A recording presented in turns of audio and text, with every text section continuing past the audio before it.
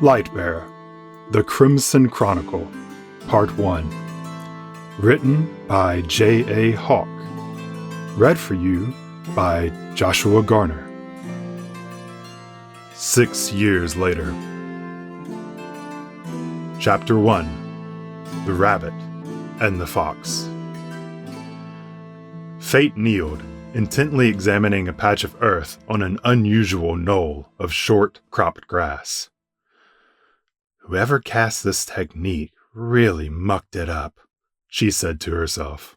A cloud shifted, and the grassy clearing was cast into bright sunlight. Fate rose and dusted off her paws. A thin, willowy doe rabbit she was, with long, strong legs. Her fur was pearly white, with little spots of gold on the back of her neck that would sometimes show brightly when coaxed out by the midday rays. She intoned, annoyed, and shaded her blue eyes, trying to examine the spot from a different angle. When nothing stood out, she called aloud, "Hey, Fletch!" Fate looked over her shoulder for her companion, but could not see him anywhere. She adjusted her stiff jerkin of leather armor down that had ridden up and was pressing uncomfortably into her neck. Then she moved towards the shadow of the tree line where the rest of their gear lay. Fate could feel something was odd about this circular clearing. It was unnatural. The short grass just stopped abruptly before the line of encircled trees with no transition at all, giving it a distinctly out-of-place feel. As Fate entered the shade of the trees, she looked down at the place where their equipment was. Fletch's sword was propped against the trunk of a tree, and their 2 traveling packs lay together. Where was that fool? Fate wondered, as an eerie bird call sounded, echoing softly around the still wood. A branch snapped, and a heavy body landed behind Fate with a snarl. The sudden assailant put a dark, burgundy paw down upon her shoulder. The rabbit spun with lightning-quick reflexes, crouched, and knocked the paw away with one smooth practice motion. Without hesitation, she threw a punch straight and hard as she came around, putting as much weight into the blow as she could muster.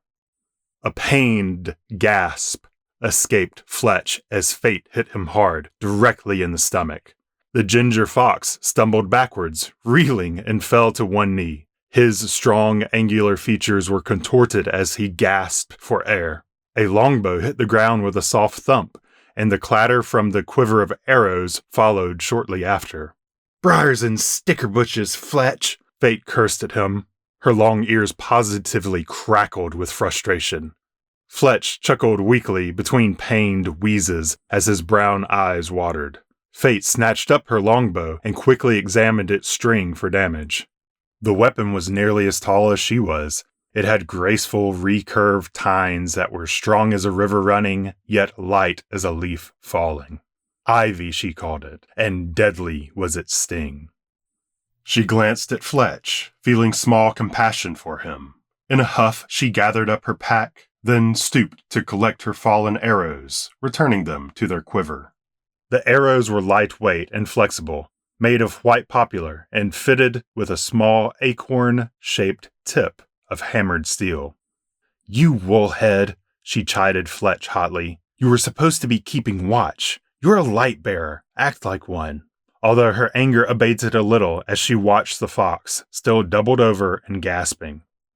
"If you're finished whinging, I need your nose. Come on." She moved back into the clearing, arranging her quiver on her back next to her pack. Fate always had a hard time staying mad at Fletch, for she knew most of his stupidity was all in light-hearted fun.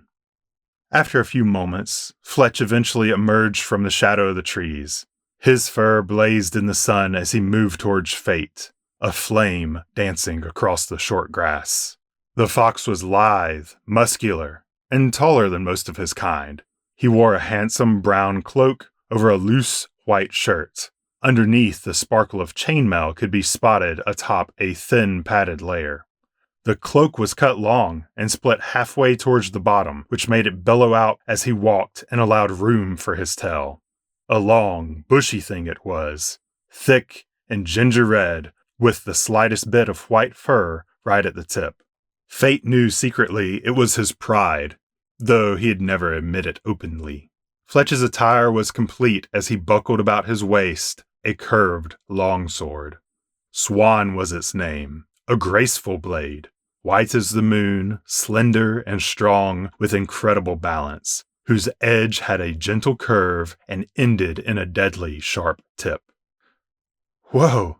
Fletch exclaimed as he joined Fate upon the grassy knoll and placed down his pack. He idly ran a thumb over the white crystal jewel set in the pommel of Swan.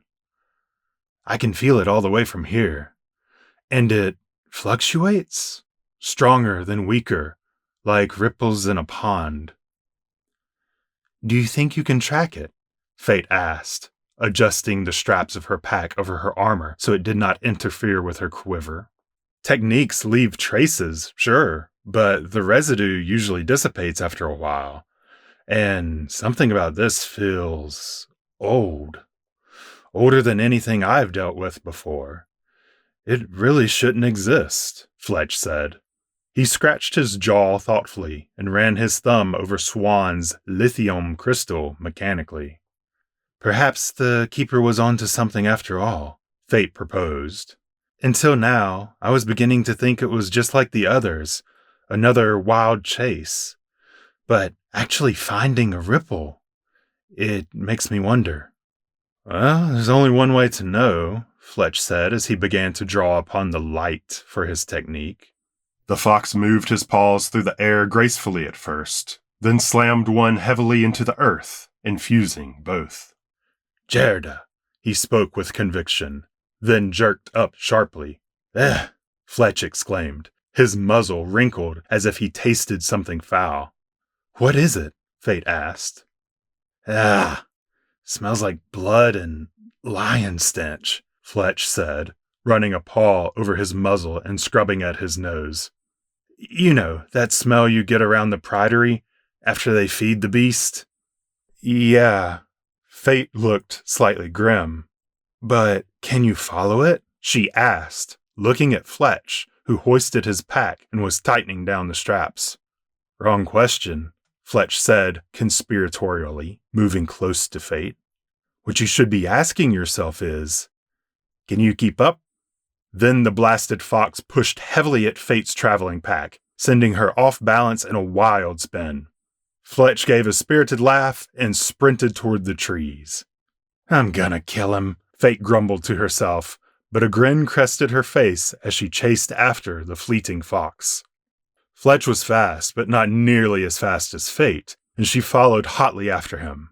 Fletch dived through the underbrush with the practiced agility of his kin, and the thick forest whipped past in a blur of green and brown. Suddenly, he took a sharp turn and plunged off in a new direction. Fate skidded slightly on the fallen leaves of the forest floor, but quickly adjusted herself to the new route. They ran in this twisting fashion for 10 minutes, uphill and around bush, before the path opened up to an old road. Now she had him, Fate thought. She gained ground quickly. Straightaways was where she flourished. When she came astride Fletch, she glanced his way once, then began to overtake him. Fletch gave a great effort, trying to match her stride, and for a moment he held his pace. Then he faltered, and Fate sprang ahead, flexing her great speed. She reveled in the feel of the wind passing through her ears and the ground beneath her paws.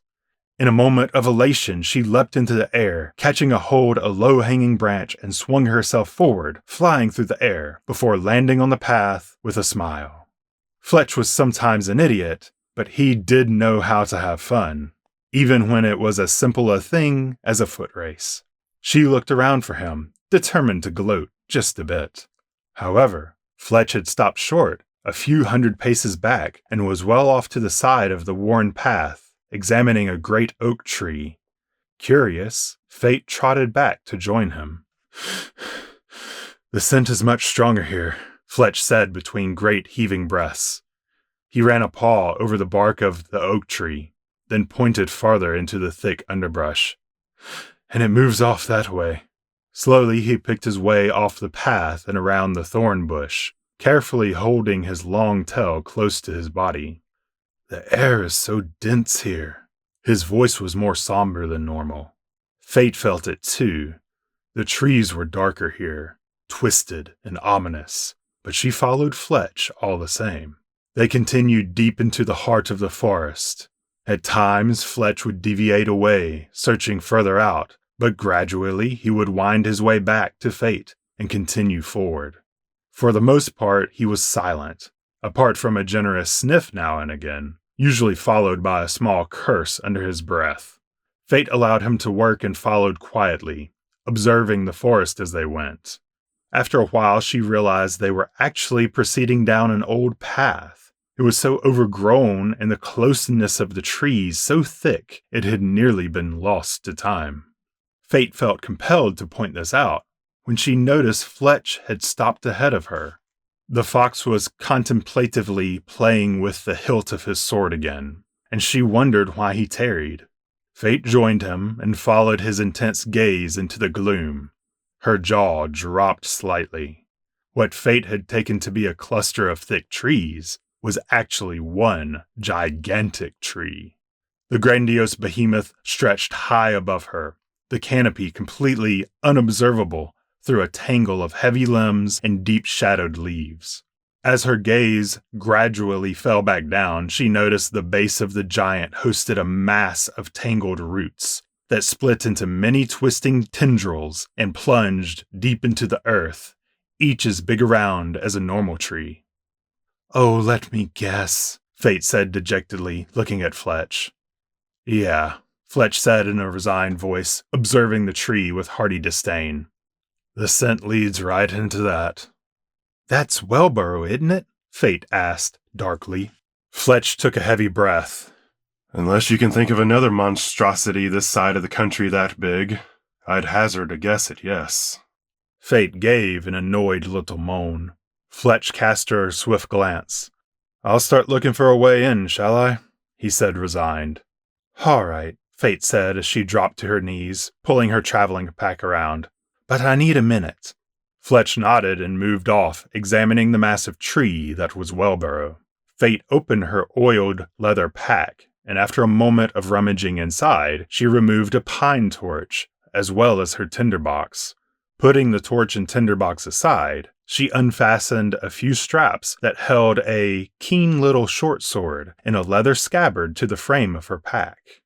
In the tight confines of the tree, her longbow might not suffice, and she felt it best to be careful.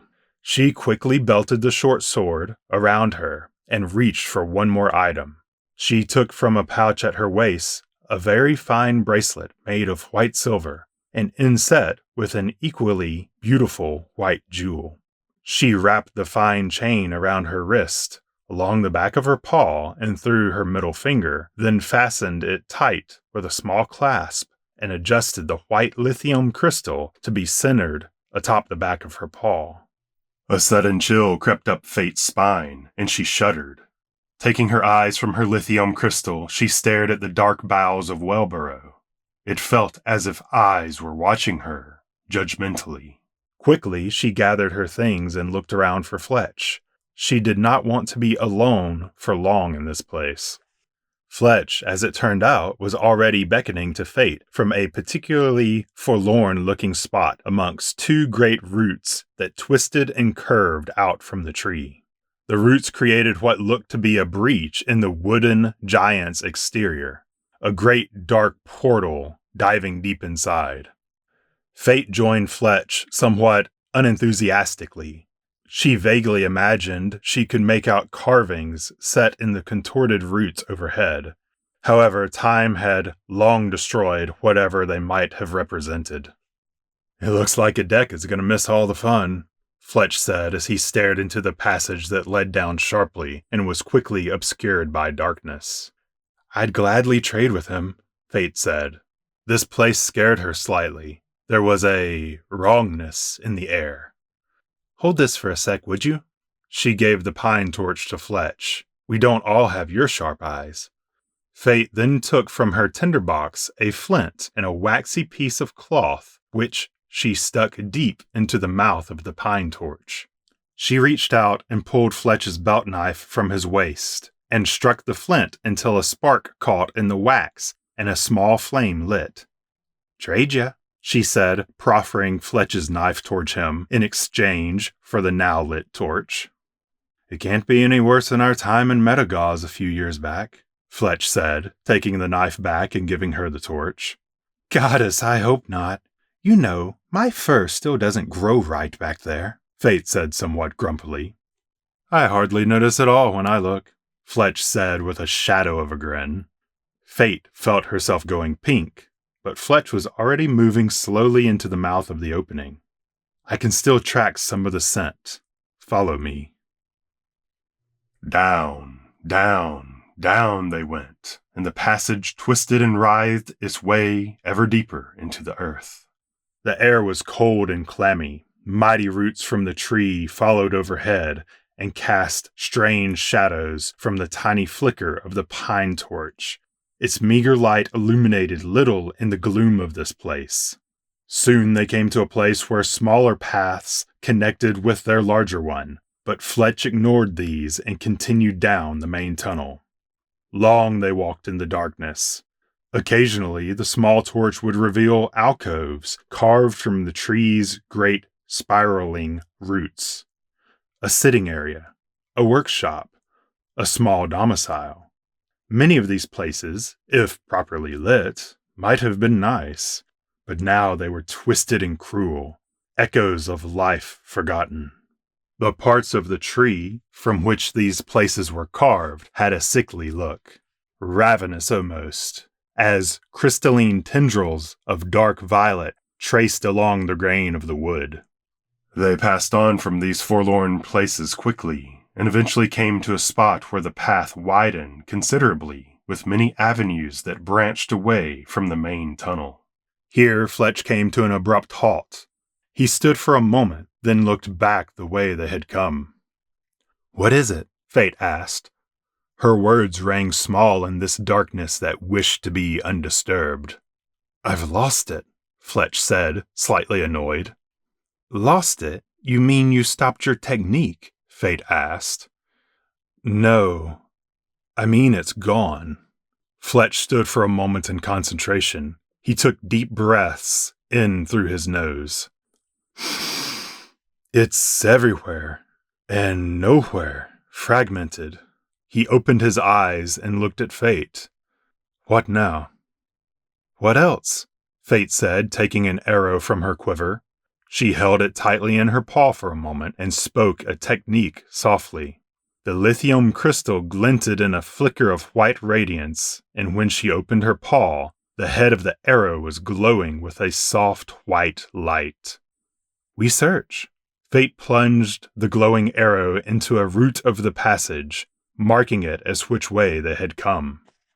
The work was tedious as they searched out each of the passages, looking for the source of the technique that had led them here.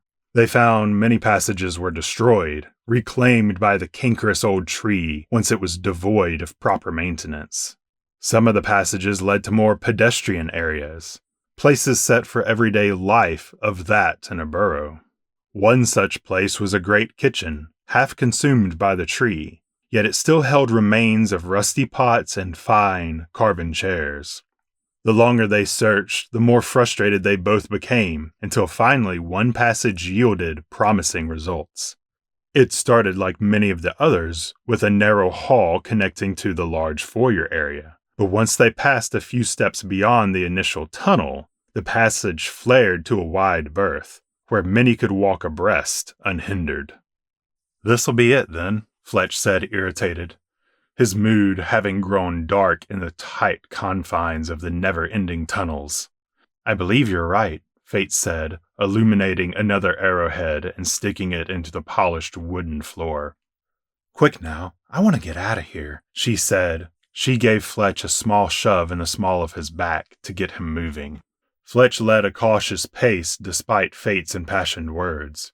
As they traversed the long hall, they passed by many vertical roots which lined either side of the polished wood floor. These pillars were carven into elaborate designs of twisting lattices and scrollwork, all made by a master carpenter. However, as beautiful as they may once have been, now, like everywhere else, They were laced with the same dark crystalline veins that marred every portion of the tree's bowels. The hallway ended abruptly in an archway beset with a pair of heavy doors. Fletch pulled them open carefully, and he and Fate stepped through.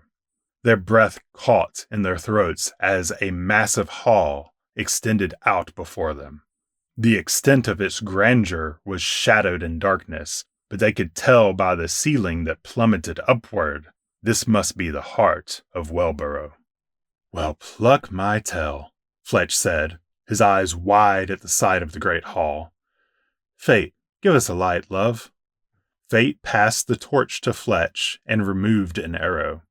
Like before, she held it in her paw for a moment, then drew the glowing arrow to her cheek and loosed it high into the air. The little white star streaked across the enclosed underground sky. Then the arrow plummeted to stick into the floor towards the center of the cavernous hall. Fletch squinted as he looked intently into the darkness. "What is that?" he asked curiously. "You tell me, Mr. Nocturnal," Fate said flatly. She drew another arrow and nocked it in haste. "I can't see past my nose down here." She did not share in Fletch's curiosity about this place. Unfazed by Fate's comments, Fletch held the torch high and stepped forward carefully. The light fell on a massive double staircase that went gracefully down into the hall from either side of the platform. They stepped onto this and moved down the stair carefully. Many of the wide steps had been reclaimed by the tree and were now treacherous. Once they reached the bottom of the stair, they both paused and listened hard for a long moment.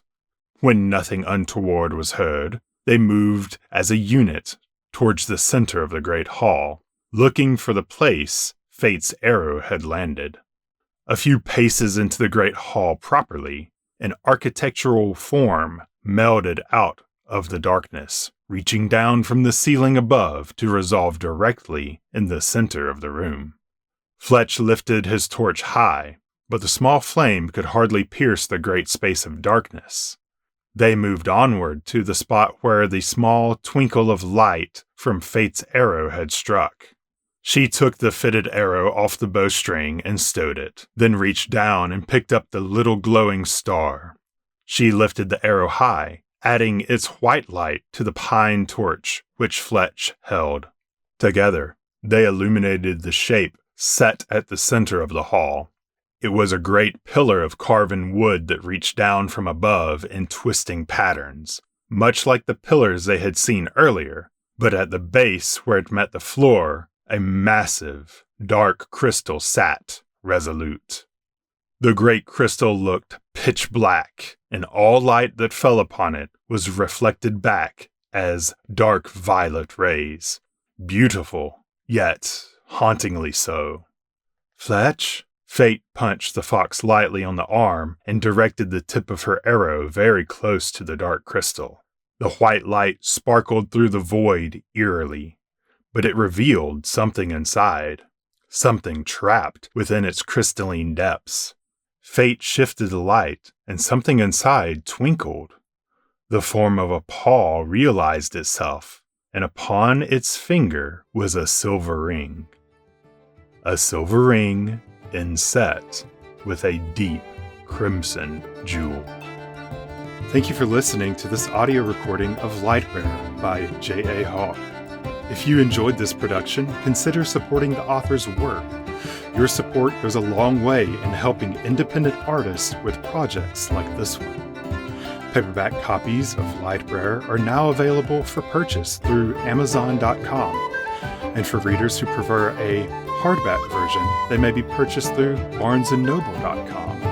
Follow the links below or scan the QR code to pick up your copy of Lightbearer today.